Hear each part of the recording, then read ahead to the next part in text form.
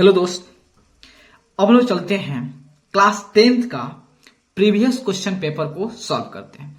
तो यहां पे सबसे पहले हम लोग 2024 के पेपर है और कोड ये आपके हैं। ऐसे बहुत सारे क्वेश्चन पेपर 2024 में बने हुए हैं अपने ऑल ओवर द इंडिया में, ऑल ओवर द भारत में बहुत सारे क्वेश्चन पेपर बने हुए हैं। लेकिन हमने शुरुआत किया इस पेपर से, कोड से, और बारी बारी से सारे पेपर को हम सॉल्व करेंगे और उम्मीद करते हैं कि आपकी मैथ में जो होता है ना 95 प्लस नंबर आए।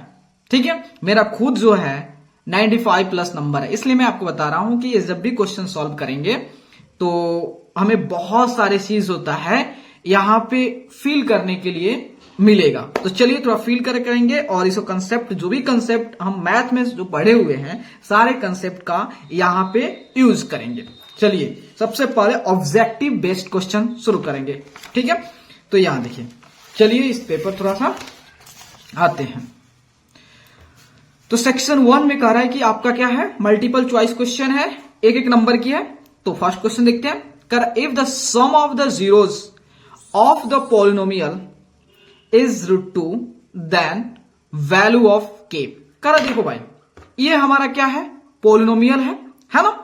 तो कह रहा है कि इस पोलिनोमियल की जो भी जीरो, भाई हम जानते हैं कि पोलिनोमियल के क्वाड्रेटिक, ये क्वाड्रेटिक पोलिनोमियल है, तो क्वाड्रेटिक पोलिनोमियल के कितने जीरो होंगे, 2 जीरो होंगे। तो कह रहा है कि जब उस दोनों जीरो को जब आप ऐड कर रहे हो तो कितना आ रहा है, √2 आ रहा है। तो बताइए के की वैल्यू क्या होगी। तो देखिए हम पेपर लेते हैं, तो पेपर पढ़ लेते हैं, देन सॉल्व करते हैं। देखो हमारा दिया हुआ है यहां पे फर्स्ट में जो है 2x² माइनस के √2x प्लस 1, ये क्या हमारा क्वाड्रेटिक पोलिनोमियल है। तो एक जनरल जो इसकी जीरोस को जो सिंबल से रिप्रेजेंट करते हैं, एक अल्फा से और एक बीटा से। ठीक है, इसी से रिप्रेजेंट करते हैं। ठीक है, तो हम जानते हैं कि सम ऑफ जीरो क्या होता है, वो -b/a होता है ना। तो हम जानते हैं, ये भी यहां पे दिया हुआ है कि जो उसके जीरो है क्वाड्रेटिक पोलिनोमियल, उसके जीरो का जो सम है √2 है।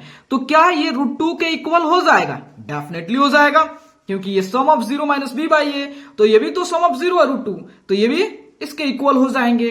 ठीक है, तो अब देखिए -b/a इक्वल टू √2, तो -b की वैल्यू क्या है, तो हम जानते हैं ये हमारा a है और ये हमारा जो है b है और ये हमारा c है। तो a की वैल्यू जो हो गया -k√2 हो गया। ठीक है, बाई a की वैल्यू क्या है, 2 है, तो 2 लिख देता हूं, इक्वल टू √2 लिख देता हूं। देखो माइनस खत्म हो जाएगा, तो आपका आ गया k√2/2 इक्वल टू √2। तो देखो √2 से √2 कैंसिल, k इक्वल टू क्या आ गया, 2 आ गया ना, k के इक्वल 2। देखो आप कहोगे इतना टाइम लगा, भाई मुझे समझाने में टाइम लग रहा है, नहीं तो चुटकियों में सॉल्व कर देता, इसलिए मुझे टाइम लग रही है। तो यहां पे जो है आपका जो है फर्स्ट का क्या हो जाएगा, तो फर्स्ट का आपका बी हो जाएगा। ठीक है, फर्स्ट का आपका बी हो जाएगा, समझ गए। अब चलते हैं हम लोग जो है सेकेंड नंबर पे। ठीक है, फर्स्ट नंबर समझ में आ गया, अब चले सेकेंड नंबर पे। चलिए, तो कह रहा if the probability of a player winning a game is 0.79, then the probability of his losing the same game is what। देखो कहने का मतलब जो है, कोई गेम होता है, तो आप जानते हो गेम में या तो हार होगी या जीत होगा। आप मत करना ड्रॉ भी हो जाए, भाई ड्रॉ को हटा दो, उससे कोई चांसेस नहीं होते, उसको हटा दो भाई, उसको नेग्लेक्ट कर चलो। तो गेम में दो ही चीज हो सकती है, या तो गेम में हार होगी या जीत होगी। तो बताओ अगर गेम जीतने की चांसेस जो हमारा 0.79 है, तो हारने की चांसेस क्या होगी। तो हम प्रोबेबिलिटी पढ़े हुए हैं, तो अगर जो घटित होती है, जो इवेंट जो क्या होता है, हैपन होता है, और जो नहीं होता है उसकी सम क्या होता है, 1 के इक्वल होता है। तो इसका मतलब अगर जीतने की चांसेस जो है 0.79 है, तो हारने की चांसेस क्या होगा। तो जब भी हम क्या करें, जीतने के चांसेस और हारने के चांसेस को ऐड करेंगे तो 1 के इक्वल आएगा। तो अगर हम 1 में से जीतने के चांसेस को सब्ट्रैक्ट करेंगे तो हमारा क्या आ जाएगा, हारने के चांसेस। मतलब 1 में से 0.79 को सब्ट्रैक्ट करें, कितना आ जाएगा, तो आपका 0.1 में 0.79 को सब्ट्रैक्ट कर 0.21 आ जाएगा। ठीक है, 0.21। तो आपका 2 का कौन सा होगा? डी हो जाएगा, 2 का डी होगा। समझ गए? अब चलते हैं क्वेश्चन नंबर 3 पे। बताओ 2 में कोई दिक्कत है? नहीं है ना? तो चलिए अब 3 पे चलते हैं। तो यहां पे देखिए, करा if the root of the equation this and are real and equal then which of the following relation is true. देखो भाई, क्वेश्चन कह रहा है, यहां समझना, ये हमारा क्या है? एक क्वाड्रेटिक इक्वेशन है, और इस क्वाड्रेटिक इक्वेशन की जो रूट जो है ना, वह रियल है और साथ ही साथ क्या है? इक्वल है। तो कह रहे बताइए इसमें से कौन से स्टेटमेंट जो होता है, वो रिलेशन जो होता है वह सही होगा। तो देखिए हमारा क्या है? ax² plus bx plus c equal to 0। यह हमारा क्या है? क्वाड्रेटिक इक्वेशन है। जब भी इसकी रूट निकालना हो तो हम जो होता है सीधाचार्य फॉर्मूला लगाते हैं। तो क्या होता है? -b plus minus root under b² minus 4ac by 2a होता है ना। और हम जानते हैं कि इस रूट के अंडर जो होता है, मतलब ये b² माइनस 4ac को क्या कहते हैं? डिस्क्रिमिनेंट कहते हैं। तो देखिए, तो हम जानते हैं कि अगर जो है, अगर क्वाड्रेटिक इक्वेशन की जो रूट जो है अगर रियल है एंड इक्वल है, तो किसके इक्वल हो जाता है? डिस्क्रिमिनेंट इक्वल टू 0 हो जाता है कि नहीं हो जाता है? डेफिनेटली हो जाता है। तो देखिए b² इक्वल टू क्या आ गया? 4ac आ गया, 4ac आ गया। तो इसमें से कौन सा रिलेशन सही होगा? तो देखो यहां पे देखिएगा, अगर a, तो ये रिलेशन तो होगा नहीं, क्योंकि अगर a करते हैं तो अब b² बाई 4c होना चाहिए। ये भी आपका नहीं होगा। लेकिन ये इस पे आते हैं, देखो b², अगर यहां देखो b² हो गया, ये b² होगा, केवल 4 को लाते हैं और ac को इधर आते हैं, तो क्या होगा कि नहीं ये रिलेशन? तो इसका मतलब जो है 3 का कौन सा होगा? c हो जाएगा। क्यों 3 का c होगा? क्योंकि हम जानते हैं किसी भी क्वाड्रेटिक इक्वेशन का अगर रूट जो होता है रियल है और साथ ही साथ इक्वल है, तो उसकी डिस्क्रिमिनेंट जो होता है इक्वल टू 0 होता है। तो उससे रिलेशन जो होता है, जो भी हमारे स्टेटमेंट है उसको सेटिस्फाई कर देंगे। चलिए 3 नंबर समझ में आया? कोई दिक्कत है? नहीं है?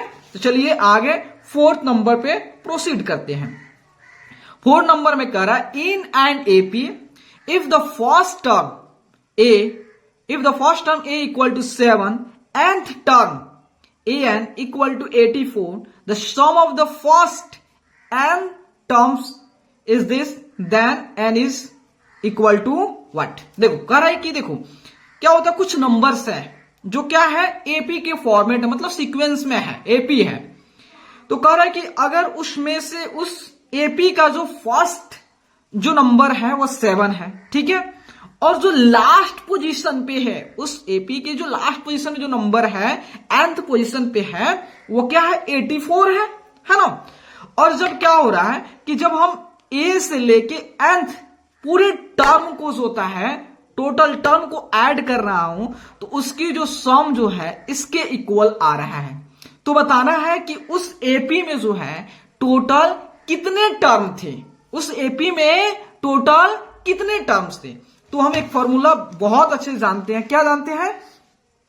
एसएन का फॉर्मूला जानते हैं कि जो होता है, अगर हमें जो है किसी पोलिनोमियल की जो होता है, अगर फर्स्ट टर्म पता हो और उस पोलिनोमियल की जो लास्ट टर्म पता हो, लास्ट टर्म पे जो वैल्यू वो पता हो, तो हम इजिली कौन सा फॉर्मूला लगा सकते हैं? n/2 into a plus l, l is the last term, a is the first term, equal to what? तो आपका एसएन दिया हुआ कितना दिया है? यहां पे दिया है, मतलब 2093/2। तो आपसे क्या पूछा है? उस पोलिनोमियल में कितना टर्म है? तो n इन एक बच गया, अननोन, इसको निकाल लोगे। तो यहां देखिए, तो आपका n/2, a क्या हो गया? 7 हो गया, l is equal to an, मतलब जो लास्ट जो पोजीशन पे है, लास्ट टर्म जो है हमारा क्या है? 84 है। तो 84 इक्वल टू होता है 2093/2। देखो भाई 2 से ये 2 कैंसिल हो गया ना। उसके बाद जो कितना हो गया? Into 91 equal to 2093। तो अब जो है मेरे दोस्त 2093 को जब डिवाइड करोगे 91 से तो आपका 23 आ जाएगा।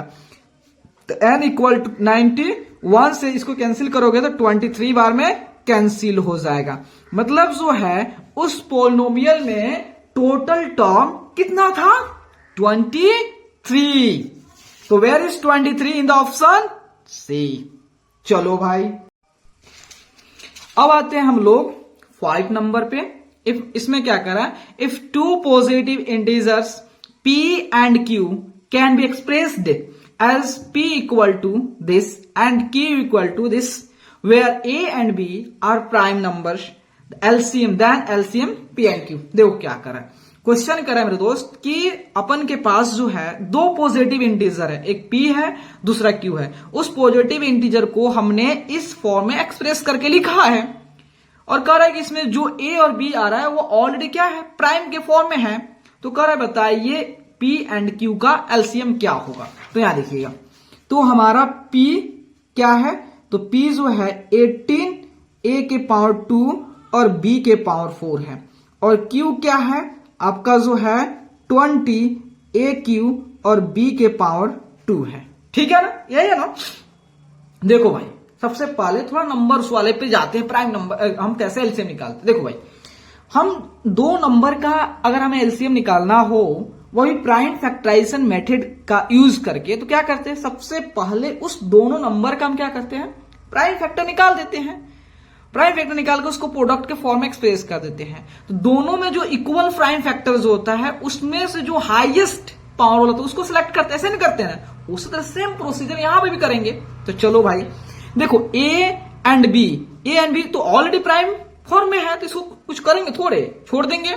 हमारा बस 18 और 20 जो प्राइम के फॉर्म में नहीं है इसको जो था प्राइम फैक्टर के फॉर्म एक्सप्रेस कर देंगे ना। तो चलिए तो देखिए 18 जो है ये आपका 2 देन 3 इंटू 3, ये 2 इंटू 3 के पावर ऐसे हो गया 18 को, ये 18 और उसके बाद 20 जो है आपका 2 देन 2 इंटू 5, मतलब 20 होता है 2 के पावर 2 इंटू 5। तो यहां देखिए यहां पे लिखते हैं थोड़ा सा इसको, आपका जो है P इक्वल टू क्या हो गया, तो P इक्वल टू हो गया मेरे दोस्त यहां पे तो 18 आपका 18 क्या है तो 2 के पावर 2 इंटू 3 के power 2 into a square into b के पावर 4 और q का जो हो गया आपका 2 का पावर यहां पे 2 होगा ना भाई, क्यों मिस्टेक हो रहा है। उसके बाद यहां पे 5 इंटू जो है a q and b square. देखो हम क्या करते प्राइम जब भी एलसीएम निकालना हो p एंड q का, तो देखो तो हम सबसे पहले देखते हैं इसमें b दोनों हमारा सेम प्राइम फैक्टर है। इसमें जो हाईएस्ट पावर किसका है 4, तो यहां पे लिख देंगे b के पावर 4 लिख दिया। a में देखेंगे a का पावर किसका ज्यादा है, यहां पे AQ है लिख दिया। अब यहां देखिए 3, तो यहां पे 3 तो है नहीं लेकिन यहां पे आगे समझाते हैं, यहां पे 3 नहीं है 3 आप जानते हो 3 के पावर 0 लिखो तो क्या होगा 1, तो हाईएस्ट पावर यही ना है तो 3 के पावर 2 ले लोगे। यहां 5 नहीं तो उस तरफ फॉर्म बना के इंटू 5 कर दोगे, तो इस दोनों में कौन किसका पावर ज्यादा है, इसका है तो 2 के पावर 2 लिख दोगे। ठीक है, तो देखिए तो एलसीएम क्या हो गया, तो 2 दूनी 4 5 और 9 A Q और B 4, इसको मल्टीप्लाई कीजिएगा तो 5 का 20 और 20 गुना 9 कितना 180 हुआ ना, तो 180 AQ B के पावर 4, ये हमारा क्या हो गया इस P एंड Q का एलसीएम, तो 80 AQ B 4 अपना D हो जाएगा। कोई दिक्कत है पना प्लट्टू। अब नेक्स्ट पे चलूं, चलिए तो यहां पे जो है हम नेक्स्ट आते हैं, नेक्स्ट पेपर ले लू।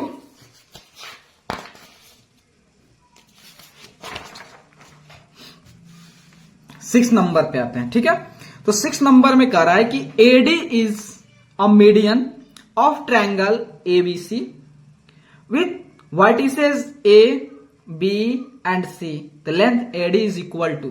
ठीक है, इसको समझते हैं। तो देखिए एक क्या है अपन का एक ट्रायंगल है। ठीक है, ट्रायंगल थोड़ा इसका नेमिंग कर देता हूं। ये ए है, ये बी है, ये सी है। तो ए जो है आपका 5 एंड -6 है, बी जो है क्या है 6 एंड 4 है, सी जो है 0 एंड 0 है। ठीक है, कोई दिक्कत है? अब कह रहा भाई कि यहां से जो है वर्टेक्स ए से हमें क्या करना है, एक मीडियन ड्रॉ करना है साइड बीसी पे। तो अब जानते हो मीडियन क्या कर देता है, जिस साइड पे आप ड्रॉ करोगे मीडियन, उस साइड को 2 इक्वल पार्ट में बांट देता है। मतलब ये साइड और ये साइड, मतलब जो हो गया BD इक्वल टू DC हो गया। ठीक है, तो देखो, तो हमें कहना है AD की लेंथ क्या होगी। सबसे पहले अब D निकालो। D क्या, मिड पॉइंट फॉर्मूला यूज करके। तो देख पॉइंट के लिए क्या करोगे, 6 + 0/2, 4 + 0/2 कितना हो गया 3 एंड देन 2 हो गया। तो ये कोमा 3 एंड 2। तो देखो, अगर जो होता है कोई लाइन सेगमेंट दिया हुआ और उसके दोनों एंड पॉइंट्स की जो कोऑर्डिनेट दिया हो, तो उसकी लेंथ निकालने का फॉर्मूला हम सभी जानते हैं कि नहीं जानते हैं। तो चलिए, तो यहां पे डिस्टेंस फॉर्मूला अप्लाई करेंगे। तो AD निकालने की फॉर्मूला तो रूट अंडर होता है आपका x2 - x1 का स्क्वायर प्लस y2 - y1 का स्क्वायर, मतलब 5 में से 3 का स्क्वायर प्लस जो है उसके बाद -6 में से 2 का स्क्वायर करेंगे, -6 - 2 का होल स्क्वायर। तो देखो, तो 5 में से 3 का 2 का स्क्वायर कितना हो गया 4, और 6 to 8 का स्क्वायर कितना होगा 64 हो गया। देन 6 to 8, ठीक है 64, देन क्या हो गया 68 यूनिट्स। तो AD की लेंथ क्या हो गया आपका 68 यूनिट्स। समझ गए? कोई दिक्कत है यहां तक? अब चलो 7th पे।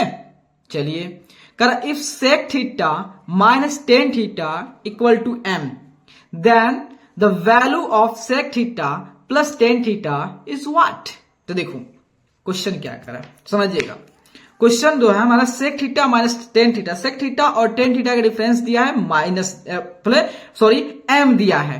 तो पूछ रहा है कि उसकी sec theta and tan theta की सॉम क्या होगी। अगर उसकी डिफरेंस m है तो उसकी सॉम क्या होगा। तो काफी इजी है। तो देखो भाई, आप सब एक फॉर्मूला बहुत अच्छे जानते हैं, कौन सा, कि आपका sec square theta -tan square theta equal to 1। ये सब कोई जानते हैं कि नहीं जानते भाई, बताओ, जानते हो ना।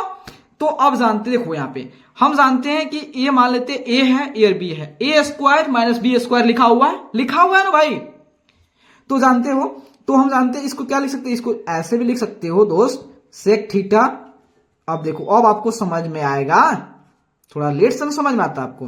तो इसको लिख सकते हो ना, तो sec theta -tan theta into sec theta plus tan theta, ठीक है, इक्वल टू 1 होता है ना भाई। a square -b square, a - b into a plus B. देखो sec थीटा -tan थीटा का वैल्यू m दिया है ना। तो sec theta plus tan theta equal to 1, then m equal to जो होता है 1/sec थीटा प्लस, सॉरी भाई, सॉरी गाइस, इसको नहीं, हमको sec थीटा निकालना है ना। sec theta plus tan theta equal to 1/m आ गया। इसका मतलब जो है, अगर sec theta and tan theta का डिफरेंस जो m है, तो इसकी सम जो है अब क्या हो जाएगा 1/m हो जाएगा, c हो जाएगा। समझ गए? कोई दिक्कत है यहां तक, बोलिए। तो आगे हम बढ़ते हैं, कोई दिक्कत ना हो तो। चलिए 8 नंबर पे आते हैं। 8 नंबर में कह रहा है कि from the data if all the even numbers are removed, then the probability of getting at random a prime number from the remaining is. ठीक है, जो क्या कर रहा है, यह हमें एक डेटा दिया 1, 4, 7, 9, 16, 21 एंड 25। अब कह रहा है इसमें से जो भी इवन नंबर है भैया उसको रिजेक्ट कर दो, उसे काट पीट के फाड़ फूड़ के फेंक दो, हटा दो। तो इवन नंबर कौन सा, एक 4 है, दूसरा 16 है, बच गया कितना 1, 7, 9, 21 और 25। यही तो 5 बच गया ना। अब कह रहा है जो बचे हुए हमारा डेटा है उसमें बताना है जो भी प्राइम नंबर है उसकी आने की प्रोबेबिलिटी क्या है। चलिए तो देखो इसमें प्राइम नंबर क्या है, कौन कौन से प्राइम नंबर है आप जानते हो भाई। 25 तो है नहीं, 21 तो है नहीं, 9 तो है नहीं, 1 तो है नहीं, एक 7 है। ठीक है, तो नंबर ऑफ आपका आउटकम्स कितना हो गया, 1 हो गया। तो मतलब 1 बाई प्रोबेबिलिटी क्या होगा, पी गेटिंग लिखता हूं, प्रोबेबिलिटी ऑफ गेटिंग, तो आपका 1/5 हो गया, 1/5। मतलब जो था देखो भाई कैसे 1/5 है, इसमें आपका प्राइम नंबर कितना है, 1 है, 7 मात्र की है, टोटल आपका आउटकम्स कितना है, 5 है। तो अब ये लिख दो प्रोबेबिलिटी का formula, number of favourable outcomes by total number of outcomes, ये लिखते हो ना, तो 1/5 आ गया। चलो भाई तो 1/5 बी हो गया। 9 नंबर फॉर, देखिए 8 नंबर में कोई दिक्कत है नहीं ना, चलिए 9 में करो, for some data this with respective frequencies this the value of what equal to, देखो भाई इसका वैल्यू तो इक्वल टू 0 का हम लोग पढ़े हैं, लेकिन फिर भी इसको थोड़ा सॉल्व कर देता हूं। देखिए यहां पे लिखा हुआ आपका समेशन ऑफ आपका 1 से लेके n एफ आई और एक्स आई माइनस ये मीन लिखा हुआ। ठीक है, तो यहां पे देखिए हम इसको थोड़ा सा क्या करते हैं, एक्सपांड करते हैं। तो यहां पे n1 summation F I x I minus जो है n से लेके 1 उसके बाद एफ आई इंटू एक्स। ठीक है, इसको अब तो एक्सपांड करते, देखिए कैसे समझ में आएगा। हम जानते हैं 0 आएगा, इसका वैल्यू 0 आएगा, लेकिन फिर भी मेरा फर्ज है आपको बताने के लिए, समझाने के लिए कैसे आया है।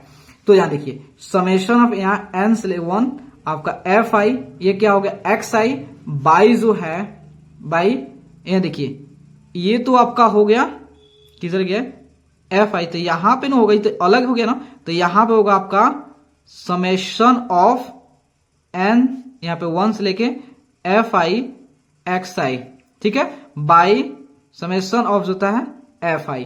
तो देखो ये से ये कैंसिल हो गया, क्या बच गया, ये और ये दोनों सेम है, इसका क्या हो जाएगा 0 हो जाएगा, इसका मतलब 9 का डी हो जाएगा।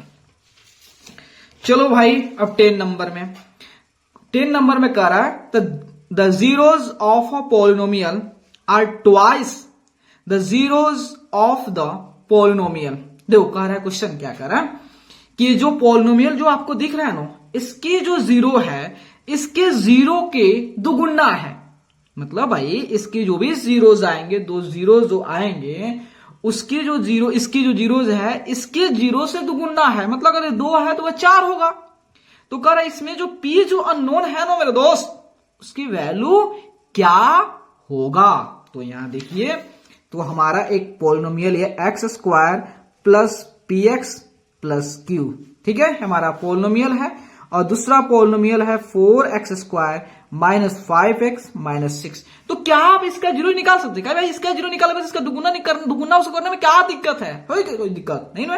तो चलिए, तो यहां पे जो है 4 एंड 4 को लिख सकते हैं 2 इंटू 2 और 6 के जो है 3 2 इंटू 3 2 4 4 2 8। तो यहां देखिए, तो 4x square minus 8x plus जो है आपका 3x माइनस 6 हो गया। तो 4x कॉमन कर लिया, तो x minus 2 plus 3x minus 2, तो x माइनस 2 आ गया एंड आपका 4x प्लस 3। अब मुझे जीरोस चाहिए, तो इस फैक्टर्स को जो होता है इक्वल टू 0 कर देंगे। मतलब x माइनस 2 इक्वल टू 0, तो x equal to 2 and 4x plus 3 equal to 0, then x equal to minus 3/4। कोई दिक्कत यहां तक बोलिएगा, ठीक है। तो देखिए अब मुझे इसकी जीरो निकालना है, तो इसकी अगर इसका 0 एक 2 है तो 2 का दुगुना क्या हो जाएगा 4, दूसरा क्या हो जाएगा ये आपका माइनस 3/4 है, इसका दुगुना मतलब 2 से मल्टीप्लाई कर दो, तो क्या आ गया, तो आपका आ गया 2 से ये आपका माइनस 3/2 हो गया ना। एक इसका आ गया 0 4 और दूसरा माइनस 3/2। आप एक कंसेप्ट बहुत अच्छे जानते हो कि ये क्वाड्रेटिक पॉलिनोमियल है और क्वाड्रेटिक पॉलिनोमियल्स के टोटल जीरो कितना होता है 2, तो उसके दोनों जीरो की सम कितना होगा, दोनों जीरो की सम कितना होगा -b/a होगा ना। तो वही कंसेप्ट लगा दो ना, क्या दिक्कत है। तो देखो सम ऑफ जीरो मतलब हो गया आपका alpha plus beta equal to minus B by A. Alpha क्या है, कुछ भी ले लो, 4 plus minus 3/2 equal to minus B. अब देखिए यहां पे बी क्या होगा, पी एंड ए इज 1। ये सब जानते हो ना मेरे दोस्त, ये बहुत बेसिक है, इसलिए इस पे थोड़ा ज्यादा हम ध्यान नहीं दे पा रहा हूं। तो बी क्या हो गया आपका, यहां पी माइनस पी हो गया और 1 हो गया, ठीक है। तो यहां देखिए एलसीएम लोगे 8 और minus 3/2 equal to minus P. तो यहां पर हो जाएगा मेरे दोस्त 5/2, यहां इधर माइनस इधर शिफ्ट कर दोगे तो पी इक्वल टू क्या हो जाएगा, -5/2। वेयर इज -5/2, ए 10 का जो होगा आपका ए हो जाएगा। कोई दिक्कत हो तो बोलिएगा, फिर पेपर ले रहा हूं, तब तक आपकी प्रॉब्लम को सॉल्व कर देंगे। कोई दिक्कत है यहां तक, 11 आपका 10 तक नहीं है ना। तो चलिए 11 में चलता हूं। 11 में क्या कह रहा है, if the distance between the point and this is 15 units then the values of x. क्या करा क्वेश्चन करा भाई, दो पॉइंट है तो उस पॉइंट के बीच का डिस्टेंस अगर 15 यूनिट्स है तो एक्स की वैल्यू क्या होगा। तो भाई देखो ना, एक मान लेते सपोज ये हमारा लाइन सेगमेंट हो गया और ये आपका कोऑर्डिनेट 3 and -5 दिया है और ये कोऑर्डिनेट x and -5 दिया है एंड ये डिस्टेंस की लेंथ जो होता है आपका 15 यूनिट्स है, ठीक है। तो आपको x की वैल्यू कैलकुलेट करनी है, ठीक है भाई, कोई दिक्कत नहीं है। तो हम जानते हैं x2 - x1 के स्क्वायर, x2 - x1 का whole square plus y2 - y1 का होल स्क्वायर इक्वल टू आपका इसके स्क्वायर। तो देखो, तो आपका 3 में से x का स्क्वायर कर दिया प्लस उसके बाद जो है -5 माइनस, इसी पे ध्यान, इसी पे आपका मिस्टेक हो जाएगा, उसके -5 का स्क्वायर इक्वल टू जो होता है 15 का स्क्वायर, ठीक है। तो 3 का स्क्वायर 9 प्लस एक्स स्क्वायर -3 टू जा 6x। ये देखिए -5, ये माइनस इंटू माइनस क्या होगा प्लस, तो -5 + 5 0 होगा ना, ये 2 to 5 आ गया। तो यहां देखिए एक्स स्क्वायर -6x इधर आएगा क्या होगा, देखो ना भाई 2 to 5 + 9 क्या आ गया, एक्स स्क्वायर -6x। तो आपका कितना 216 हो गया क्या, 225 - 9 216 हो गया, -216 हो गया। चलो इसको सीधी धारा 4 से निकाल देते हैं। इसको आपका हो गया -b plus minus √b² -4ac/2a -b 6 plus minus b क्या है 36 हो गया, -4a क्या है 1 एंड c क्या है -216/2a। ये तो फास्ट कर रहा हूं भाई, इस पर ध्यान मत देना, क्योंकि आप सब जानते हो 6 प्लस माइनस 36, इसको उसी में ऐड कर दे रहा हूं। तो आपका 4 × 216 प्लस जो है 36 आपका यहां पे 900 आ गया बाई 2। तो 6 प्लस माइनस ये कितना हो जाएगा 30/2। तो 6 प्लस 30/2 और 6 माइनस 30/2, ये आपको सब आता है, इस पे ध्यान आप कम दीजिएगा, क्योंकि इस पे अगर आप कहोगे नहीं आ रहा है तो फिर दिक्कत हो जाएगा भाई। ये कितना होगा 36 मतलब 18 हो गया, और ये कितना हो गया 24 -12 हो गया ना। 36 में से 6 गया आपका 24 का हाफ, ये क्या हो गया जीरोस हो गया, ठीक है। 18 एंड माइनस जो है, तो आपकी x की वैल्यू देखो, x जो है x की क्या होगा 18 एंड -12 होगा, यहाँ -12। तो वेयर इज ऑप्शन, ये कहां है 18 -12 एंड 18 बी हो गया, हुआ ना। कोई दिक्कत है भाई बता देना भाई। चलो भाई 12 पे आते हैं। इफ कॉस जो alpha plus beta equal to 0 then value of this equal to what, ठीक है। यहां देखो काफी इजी है भाई, देखो cos alpha plus beta equal to 0, तो हमें पूछ रहा है cos alpha plus beta by 2 equal to what. चलो ना, तो देखो भाई अब जानते हैं साइन 0 डिग्री का मान क्या होता है, 0 होता है। इसका मतलब cos 90 का मान 0 होता है। तो क्या जो है मेरे दोस्त अल्फा प्लस बीटा, क्या 0 के बदले जो है हम cos 90, देखो भाई यहां पे इसको कहां समझा दूं, यहां देखो, यहां पे बता देता हूं। cos जो है 90 के वैल्यू कितना हो, 0।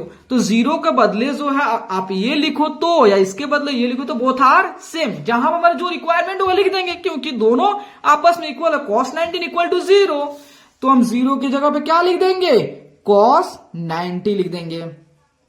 तो भाई देखो cos से cos स्वाहा हो गया, alpha plus beta equal to 90 आ गया। ठीक है भाई, कोई दिक्कत नहीं। हम क्या करें, हम जानते हैं भाई कि किसी भी अगर हमारे दो इक्वेशन है, इक्वेशन के अगर दोनों साइड जो होता है किसी भी सेम नॉन जीरो नंबर से आप मल्टीप्लाई करो या डिवाइड करो, उस पर कोई इफेक्ट, कोई असर नहीं पड़ता है। तो हम क्या करते हैं, दोनों साइड 2 से डिवाइड कर देंगे। तो ये हमारा हो गया alpha plus beta by 2 equal to 45। कोई दिक्कत नहीं होनी चाहिए। चलिए तो ये देखिए, अब देखिए हम क्या करते हैं, क्या दोनों साइड cos से मल्टीप्लाई, आप ये भी अभी बताए हैं कि दोनों साइड आप किसी भी सेम नंबर से आप मल्टीप्लाई कर सकते, कोई इफेक्ट नहीं। हम दोनों साइड cos से मल्टीप्लाई कर देते हैं, तो cos alpha plus beta by 2 equal to cos 45। तो यहां देखना cos से मल्टीप्लाई कर दिया, तो यहां देख cos alpha plus beta by 2 equal to cos 45 कितना वैल्यू होता है, 1/√2 होता है ना। इसका मतलब 1/√2 योर आंसर। कोई दिक्कत नहीं होनी चाहिए। अब चलते हैं 30 नंबर। कर solid sphere is cut into 2 hemispheres, the ratio of the surface area of a sphere to that of 2 hemispheres taken together। Question क्या कर रहा है मेरे दोस्त, क्वेश्चन कर रहा है कि एक सॉलिड स्फीयर है, एक फुटबॉल की गेंद है, सॉलिड स्फीयर है। तो कह रहा है कि भाई उस सॉलिड स्फीयर को जो था 2 इक्वल पार्ट में काट कर दो, काट के हटा दो। हटाने के बाद जो है आप क्या करो, जो अब पहले जो सॉलिड स्फीयर था उसकी सरफेस एरिया का, और उसके बाद 2 आपने हेमिस्फीयर बना दिया, तो उस दोनों हेमिस्फीयर की सरफेस एरिया का, दोनों हेमिस्फीयर के सरफेस एरिया का रेशियो लिखिए। तो देखिए यहां समझिएगा, हमारा स्फीयर है,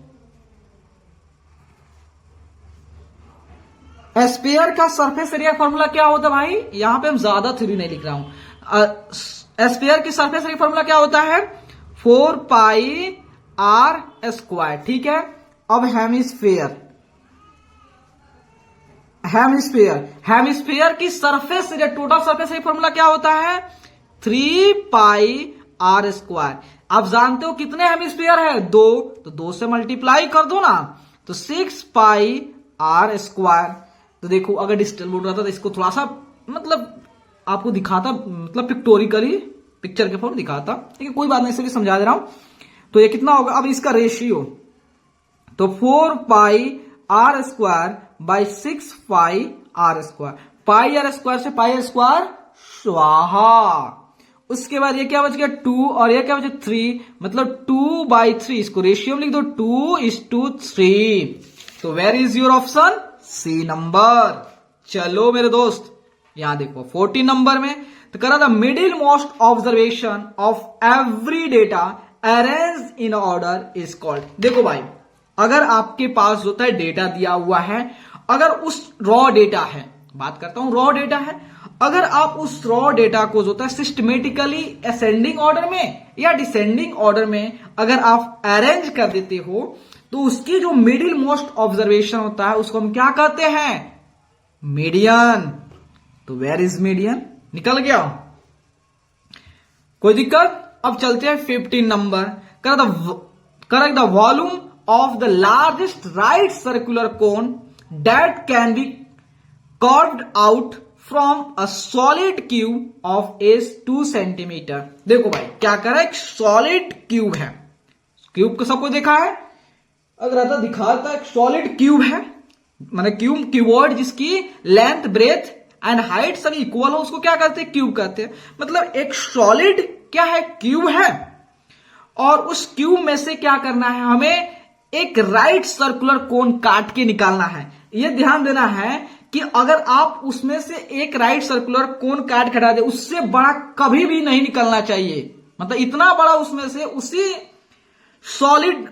क्यूब में से, उस सॉलिड क्यूब में से उतना बड़ा आपको राइट सर्कुलर कोन काट के निकाल देना है कि अगर कोई दूसरा आदमी जाए उसमें से, दूसरा उसी लेंथ के 2 यूनिट लेंथ में से, तो उससे बड़ा काट के ना निकाले। कहने का मतलब जो है, अगर पिक्चर बनाऊं तो ये आपका क्या हो गया, तो यहां ध्यान दीजिएगा। तो ठीक है, तो देखो ये हमारा 2 है, तो इसको सभी लेंथ 2 हुआ, तो मतलब जो है क्यूब बनाना था, ये सारे हमारा क्या कवर होना चाहिए, इतना बड़ा होना चाहिए, मतलब दोनों साइड कवर होना चाहिए, और इसके जो है ऊपर तक जाना चाहिए, ऐसे ऊपर। देखो इस 2D में समझ नहीं आएगा, लेकिन मतलब आपको बता रहा हूं, ऊपर तक जाना चाहिए। इसका मतलब जो है हमें ऐसे राइट सर्कुलर कोन का वॉल्यूम निकालना है जिसकी हाइट जो है इस क्यूब के इक्वल हो, एंड इसकी रेडियस जो है हाफ होनी चाहिए किसके, इसके बेस के। ठीक है, तो इसका मतलब देखिए, हाइट इक्वल हो जाएगा ए के, एंड आर जो इक्वल हो जाएगा a/2 के। भाई दोनों को टच करना चाहिए, क्योंकि सबसे बड़ा हमें निकालनी है। तो देखो h, तो आपका a क्या दिया है, 2 दिया है, एंड ये 2/2 1 दे दिया है। तो आप सभी जानते हो कि राइट सर्कुलर क्या दिया, राइट सर्कुलर कोन की वॉल्यूम निकालने का फॉर्मूला क्या होता है मेरे दोस्त, 1/3 पाई आर स्क्वायर एच होता है ना। तो 1/3 लिख दो ना, पाई आर की वैल्यू कितना है, 1 है, तो 1 के स्क्वायर 1 मीन्स 1, एच क्या है 2, तो इसे 2π/3। तो वेयर इज 2π/3, तो डी। तो आपका आंसर होगा 2π/3 क्यूबिक सेंटीमीटर। चलो भाई, कोई दिक्कत हो तो आप व्हाट्सएप पे कमेंट करना, ठीक है। अब आते हैं नेक्स्ट क्वेश्चन, जो कि है 16 नंबर का। 2 dice are rolled together, the probability of getting sum of numbers on the 2 dice as 2, 3 और 5। तो कहने का मतलब, क्वेश्चन समझिएगा, हमारे पास 2 डाइस है और दोनों डाइस को हम क्या कर रहे हैं, एक साथ थ्रो कर रहे हैं, फेंक रहा हूं। तो बताना है जब 2 डाइस को हम एक साथ फेंकेंगे तो क्या क्या आ सकता है। तो बताना है कि दोनों डाइस पे जो भी नंबर आए, अगर उस दोनों नंबर का सम जो 2 है, 3 है या 5 है, तो उसकी प्रोबेबिलिटी क्या होगी। तो यहां देखिए, थोड़ा सा हम पेपर लेते हैं, तब तक आप भी कुछ सॉल्व कर लीजिए, ठीक है। तो यहां देखिए, तो अपन पास जब 2 डाइस होगा तो टोटल आउटकम्स कितना होगा, 36 होगा ना। कैसे, तो देखिए इसको कैसे हम बनाते हैं, तो 1 2 3 4 5 6, 1 2 3 4 5 6, 1 2 3 4 5 6, 1 2 3 4 5 6, 1 2 3 4 5 6, कितना हो गया, 1 2 3 4 5 6। अब लिखिए 1 1 आपका 1 2 3 4 5, 1 2 3 4 5, एक और होगा ना, तो 1 2 3 4 5 6, तो यहां 6, फिर 1 2 3 4 5 6, 1 2 3 4 5 6, 1 2 3 4 5 6, 1 2 3 4 5 6, 1 2 3 4 5 6। तो आपके बोला है कि दोनों नंबर्स में, दोनों जब डाइस को आप थ्रो करोगे तो दोनों डाइस के ऊपर जो दिखेगा, अगर उस दोनों को ऐड करोगे या तो 2 आना चाहिए। तो देखो, एक यह हो जाएगा, दोनों पर 1 आए तब, और उसके बाद दोनों पर 3 आना चाहिए, एक पर 2 दूसरे पे 1, एक पर 2 दूसरे पे 1, तो एक पर 1 दूसरे पे 1, ये हो जाएगा। उसके बाद कह रहा है कि 5 आना चाहिए, तो देखो, एक इस पे, एक पर 4 दूसरे 5, एक पे 3 दूसरे पर 2, एक पे 2 दूसरे पे 3, फिर 1 4। इतने ही टोटल जो है आपका फेवरेबल आउटकम्स आ सकता है। मतलब अगर आप जोता है 2 डाइस को एक साथ रोल करते हो तो आपके टोटल आउटकम जो है 36 आ सकता है। उसमें से जो आपका फेवरेबल आउटकम्स है, मतलब जो है दोनों डाइस पे जो उसके ऊपर जो नंबर्स आए हुए हैं, अगर उसको सम करते हो तो 2 आने की चांसेस 1 है, 3 आने की चांसेस जो, तो दोनों पे सम करोगे तो 2 है और 5 इतना है। तो आपका बोल रहा है कि प्रोबेबिलिटी क्या होगी, तो प्रोबेबिलिटी जो है आपका इसके प्रोबेबिलिटी हो जाएगी, हम इसको लॉन्गेस्ट नहीं लिख रहा हूं, तो टोटल कितना हो गया 1 2 3 4 5 6 7, तो 7 टोटल कितना है 36, तो 7/36। अगर समझ नहीं आया तो कभी और एक्सप्लेन करूंगा, ठीक है। तो 7/36 तो आपका 16 का ए हो जाएगा। अब चलते हैं 17 नंबर में। कर the centre of a circle is at 2,0 if one end of a diameter is at 6,0 then the other end। तो देखो ये भी समझ लो भाई, काहे भाग रहे हो भाई, देखो देखो ये अपन क्या है, एक सर्कल है ना। ये सर्कल क्या है, सेंटर है। सेंटर की जो कोऑर्डिनेट है 2,0 दिया है, और ये मान लेते हैं हमारा डायमीटर है, और डायमीटर जो होता है कहां से पास करता है, सेंटर से। उसकी एक डायमीटर की एक एंड पॉइंट जो है हमें दिया है 6:0 दिया है, 6:0 दिया है। तो दूसरा एंड हमें क्या होगा, दूसरा एंड क्या होगा, ये एंड बताना है। तो आप जानते हो भाई ये भी रेडियस है और ये भी रेडियस है, तो मिड पॉइंट फॉर्मूला से निकाल सकते हो कि नहीं। देखो मान लेते हैं एक्स हो गया, दूसरा वाई हो गया, तो देखिए एक तो आपका फिर फिलहाल 0 हो जाएगा, देखिए 0 हो नहीं सकता, ना भी हो सकता, कोई नहीं है, ठीक है। देखिए तो 6 प्लस एक्स, पहले एक्स कोऑर्डिनेट को sum by 2 equal to 2 and 0 plus Y by 2 equal to होता है 0, ठीक है। ये नहीं हुआ तो देखो, तो 6 आपका plus x equal to 4, then x equal to होता है 4 minus 6, then x equal to -2 हो गया, एंड y इक्वल टू क्या हो गया, 0 आ गया, y 0 आ गया। इसका मतलब एक -2 होगा और दूसरा जो है आपका 0 होगा। तो वेयर इज -2 एंड 0, तो आपका चलिए, तो अब -2 एंड 0 कहां पे है, -2 0, तो सी नंबर, समझ गए। अब चलिए 18 नंबर पे आते हैं। इसमें कह रहा in the given figure graphs of 2 linear equations are shown, the pair of this linear equations. अब देखो भाई, आप जानते हो कि अगर जो है आप 2 लीनियर इक्वेशन का ग्राफ जब ड्रॉ करते हो तो उसकी 3 पॉसिबिलिटीज होता है। पहला जो है, या तो दोनों लाइंस होता है एक दूसरे के पैरेलल हो, या जो है दोनों लाइन एक दूसरे के कोइंसाइड हो, या कहीं ना कहीं एक दूसरे को इंटरसेक्ट कर, इससे ज्यादा कोई और चांसेस नहीं बन सकता है।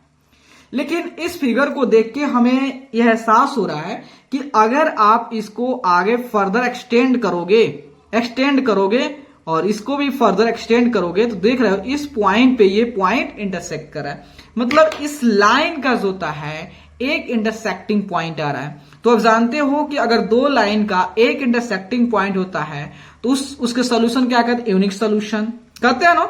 तो इसके पास सोल्यूशन है इसलिए कंसिस्टेंट कहते हैं, और एक सोल्यूशन यूनिक सोल्यूशन कहते हैं। इसका मतलब 18 का ए हो जाएगा, ठीक है।